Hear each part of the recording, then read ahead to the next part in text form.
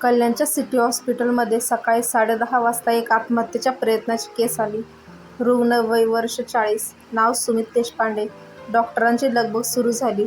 Nurse, doctor सगळे धावाधाव करू लागले. रुग्णाने उंदीर मारायचं औषध घेऊन जीव द्यायचा प्रयत्न केला होता. त्याचे नातेवाईक, आई, वडील, भाऊ, वहिनी, बायको सगळे डॉक्टर ह्याला काही करून वाचवा अशी आवर्जून विनंती करत होते. सगळे नातेवाईक रडत होते. डॉक्टरांनी पेशंटला घाईघाईने ओटीमध्ये घेतलं आणि त्याचे विष बाहेर काढण्याचे प्रयत्न सुरू केले. देवाच्या कृपेने सुमितचा जीव वाचला होता. डॉक्टरांनी त्यांचे प्रयत्न करून त्याचे विष बाहेर काढले. 3 तासाने सुमित शुद्धीवर आला. डॉक्टरांनी बाहेर येऊन सांगितले की पेशंट आता शुद्धीत आला आहे. आता तो स्टेबल आहे. तुम्ही त्याला आत जाऊन भेटू शकता. सगळे नातेवाईक लगबगीने त्याला बघण्यासाठी आत गेले. सुमितचे आई वडील खूप रडत होते. आई त्याला बोलू लागते, अरे सुमित, का केलंस हे? तुमच्या दोघांचं काही भांडण पण नाही झालं होतं असं निशा सांगते. अरे बोल ना रे, आता का असा गप्प बसला आहेस? वडील पण ओरडू लागले.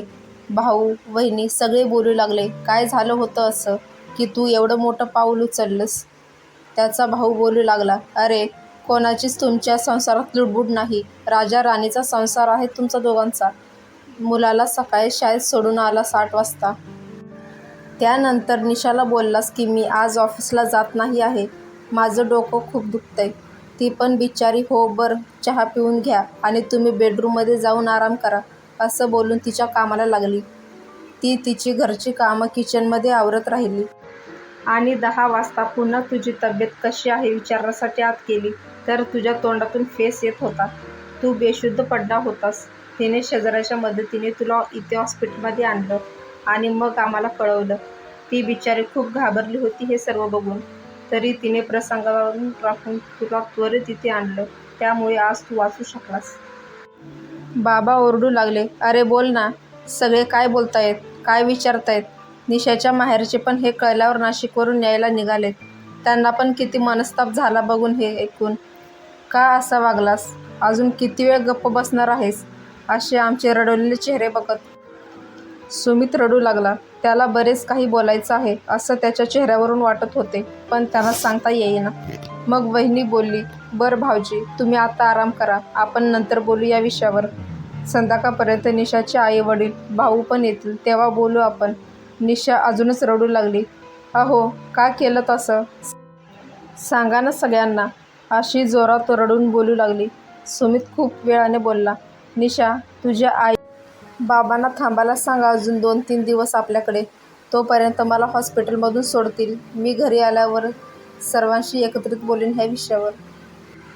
सुमितला 3 दिवसांनी हॉस्पिटलमधून सोडण्यात आलं. निशाचे आई वडील तिने सांगितल्याप्रमाणे घरी थांबले होते. सुमितला संध्याकाळी 5 वाजता घरी सोडण्यात आलं. सगळे घरचे त्याच्याबरोबर घरी आले होते. सुमित आल्या आल्या बोलला, निशा, आज सगळे इथेच थांबतील. तू आणि वहिनी मिळून सर्वांसाठी स्वयंपाक करा. निशा हो चालेल बोलून किचनमध्ये गेली. निशाचे बाबा बोलू लागले, सुमित, तुला कसला एवढा त्रास होतो आहे की तू एवढे मोठे पाऊल उचललेस? का आमच्या मुलीच्या आयुष्याची वाट लावत होतास? आज तुला काय झाले असते तर तिने कोणाकडे बघून पुढचं आयुष्य व्यतीत केलं असतं? तिने कसं वाढवलं असतं मुलांना? तुझ्या मनात विष घेऊन जीवन संपवताना भविष्याचा, मुलाचा एकदाही विचार आला नाही. इतका निष्ठुर कधीपासून झालास तू? सुमित बोलला, मी काही तिचं आयुष्य उद्ध्वस्त केले नाही. उलट तिनेच माझं आयुष्य बेजार करून टाकले आहे. तिच्यामुळेच मी त्रासलो आहे. निशाचे वडील बोलले, काय केलंय आमच्या लेकीने एवढं? ते आम्हाला पण सांग. कसला त्रास देते आहे ती तुला? त्यावर सुमित बोलला, अहो, ह्या सगळ्याचं मूळच तुमची ही मुलगी आहे. निशाची आई बोलली, बरं सुमित, तू मगाशीच हॉस्पिटलमधून आला आहेस. तू आराम कर, शांत हो आधी. आपण बोलू नंतर. सुमित बोलला, आई बाबा, आपण सगळे बोलू. आधी जेवून घेऊ आणि सगळे निवांत बोलू. 9 वाजता सगळे जेवले आणि मग सुमित बोलला, निशा, वहिनी, तुम्ही सर्व काम आवरून घ्या आणि आपण 10 वाजता आपण सगळे बेडरूममध्ये बसून बोलू. आता मात्र सगळेच चिंतित झाले की हा काय असं बोलणार आहे. निशा पण मनातून घाबरून गेली होती. सुमित हे कृत्य केल्यापासून तिच्याशी नीट वागत नव्हता हे ती जाणून होती. सुमितने 10 वाजता सर्वांना बेडरूममध्ये बोलावले आणि म्हणाला, आज मला जे काही सांगायचं आहे ते मी सांगणार आहे. सुमितने बोलायला सुरुवात केली. तो सांगू लागला, लग्नाला 15 वर्ष झाल्यापासून मी जो काही त्रास सहन करतोय तो आता माझ्या सहनशक्तीच्या पलीकडे गेला होता आणि त्यातून मला दुसरा कुठलाच मार्ग दिसत नव्हता. म्हणून मी हे चुकीचं पाऊल उचललं. निशा बोलली, मी काय केलं एवढं? तुम्हीच मला दोष का ठरवताय? सुमित ओरडून बोलला, माझ्याशिवाय कोणीही काहीच बोलणार नाही आहे आज. मला व्यक्त होऊ देत. निशा गप्प झाली. सुमित सांगू लागला, निशाला मी माझ्या एका मित्राच्या लग्नासाठी गावी गेलेलो तिथे पहिल्यांदा पाहिले होते. ती मला पाहता क्षणी पसंत पडली होती आणि सर्वात जास्त आवडले होते ते तिचे काळेभोर लांब सडक कमरेपर्यंत असणारे केस, तिचा तो साधेपणा, तिचं ते हसणं. तिने एवढ्या लांब केसांची घातलेली एक वेणी, ती दिसायला सुंदर होतीच. आणि माझं पहिल्यापासूनचं मत होतं की मी प्रेमविवाह करणार नाही. मला छान विधिवत लग्न करायचं होतं. म्हणून मी मनाशी काहीतरी ठरवूनच घरी गेलो. लग्नाच्या ठिकाणापासून माझं गावचं घर 2 तासावर होतं. म्हणून मी लग्न झाल्यावर आई-बाबांना भेटायला गेलो. आई-बाबा गावी राहत होते आणि मी नोकरीनिमित्त मुंबईला दादाकडे राहत होतो. माझं तसं लग्नाचं वय होत आलं होतं, पण माझी अजून मुंबईला रूम नव्हती.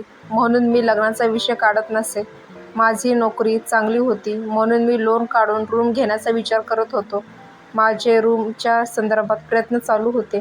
म्हणून मी लग्न आधी करणार नाही असं आईला बोललो होतो. पण निशाला बघितले आणि माझ्यातली प्रेमाची भावना जागृत झाली. मला ती मनापासून आवडली होती. मी घरी गेल्यावर आईला निशाबद्दल सांगितले. आई बोलली, तुला मुलगी आवडली असेल तर आपण तिच्या घरच्यांशी बोलू. अशा प्रकारे मग बाबांनी निशाच्या बाबांना फोन केला आणि मग 10 दिवसांनी आमचा बघायचा प्रोग्राम फायनल झाला. रविवार ठरवण्यात आला. निशाने त्या दिवशी छान लाल रंगाची साडी नेसली होती. तेव्हा मला ती अजूनच सुंदर दिसली. तिच्या रूपाची जणू मला भुरळ पडली होती. तेव्हा मला आणि निशाला आत बोलण्यासाठी 15 मिनिटं पाठवण्यात आलं. निशाने मला विचारलं, तुम्ही कुठे राहता? मी तिला सांगितलं, आई बाबा आणि एक भाऊ आहे शिक्षणाचा, तो गावी असतो. मी नोकरीसाठी मुंबईला असतो. मोठा भाऊ वहिनी पण असतात मुंबईला. मी त्यांच्याकडेच राहतो आहे सध्या. निशा पटकन बोलली, म्हणजे तुमची स्वतःची रूम नाही आहे का? मी म्हणालो, मी प्रयत्न करतोय. मी लवकरच रूम घेईन. माझे लोनसाठी प्रयत्न चालू आहेत. निशा थोडीशी हिरमुसली हे मला तिच्या चेहऱ्यावरून दिसले. पण मी काहीच बोललो नाही. मी मनातल्या मनात बोललो, प्रत्येक मुलीच्या काही अपेक्षा असतात. त्याप्रमाणे हिलाही वाटत असेल की दादा वहिनी त्यांची मुलं ह्या एवढ्या माणसात कसं जमणार असं सर्वांबरोबर एकत्र. मी तिच्या हातावर हात ठेवला आणि म्हणालो, लग्न 6 महिन्यांनी आहे ना, तोपर्यंत मी रूमचं बघतो. ती पटकन खुश झाली. लग्न 6 महिन्यांनी आणि 2 महिन्यांनी साखरपुडा असं ठरलं. मी 4 दिवसांनी मुंबईला निघणार होतो. म्हणून मी निशाला बोललो, 2 दिवसांनी आपण भेटूया का? ती चालेल बोलली. निशा ठरल्याप्रमाणे मला भेटायला आली. मी निशाला बोललो, तू थोडे दिवस दादा वहिनीबरोबर राहशील का? जर माझं रूमचं काम तोपर्यंत नाही झालं तर? ती नाराजीनेच हो पण बोलली. थोडं इकडचं तिकडचं बोलून आम्ही निघालो. मी मुंबईला आलो आणि रूमच्या लोनच्या प्रयत्नात लागलो. निशा आणि मी अधूनमधून फोनवर बोलत असू तेव्हा ते प्रेमाचे गुलाबी दिवस होते. त्यामुळे निशा कधीच माझ्या आई-बाबांची चौकशी करत नाही आहे हे माझ्या डोक्यात पण आले नाही. तिचं आपलं रूमचं काय झालं हेच चालू असे.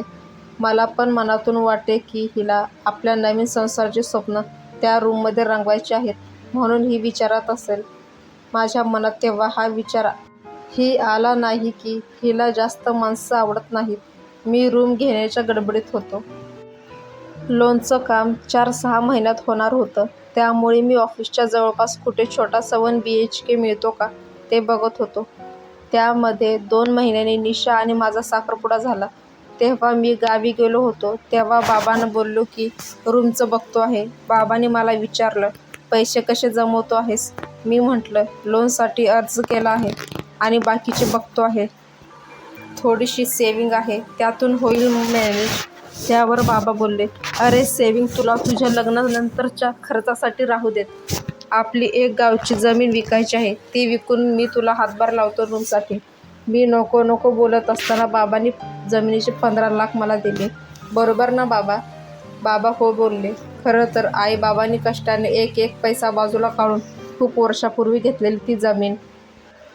ती विकून असे मला त्यांनी पैसे देणे मला योग्य वाटत नव्हतं. पण मला जे लोन मिळत होतं त्यात 1 RKच येत होतं.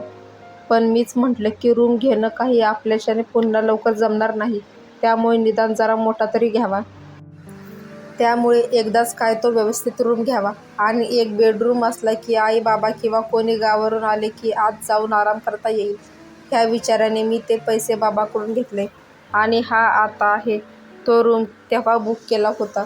मला, तुम्हा दोघांना आणि माझ्या छोट्या भावाला पण मुंबई फिरवावी असं तेव्हा खूप वाटत असे. त्यामुळे तुम्ही पाहिजे तेव्हा माझ्या घरी येऊन राहाल ह्या विचाराने मी ही जरा बऱ्यापैकी मोठी रूम घेतली. लग्नाच्या 15 दिवस आधी माझ्या हातात रूमची चावी मिळाली होती. पण मी हे निशाला सांगितले नाही. तिला मी सरप्राईज देणार होतो. मी तिला म्हटले की लग्न मे महिन्याच्या 15 तारखेला आहे आणि रूमची चावी 1 जूनला मिळणार आहे. तिला वाटलं मी तिच्याबरोबर गावी ते पुढचे 15 दिवस राहणार आहे. तेव्हा ती हो चालेल बोलली होती. लग्न गावी निशाचं घराच्या मांडवात झालं. लग्न छान पार पडलं. लग्न झालं. दुसऱ्या दिवशी पूजा झाली. 2 दिवसात देवदर्शन झाले आणि 5व्या दिवशी मी निशाला रात्री रूममध्ये बोललो, मी मुंबईला जातोय पुढच्या रविवारी. तू पुढचे 8 दिवस गावी राहा सगळ्यांबरोबर. तेवढीच तुला आई बाबांशी ओळख वाढवता येईल. आमचं गाव पण बघता येईल. मी असं बोलल्यावर निशा पटकन मला चिटकून बसली होती. ती बाजूला झाली आणि ओरडून बोलली, तुम्ही मुंबईला जाताय आणि मी इथे तुमच्या आईवडिलांच्या सेवेसाठी राहू का?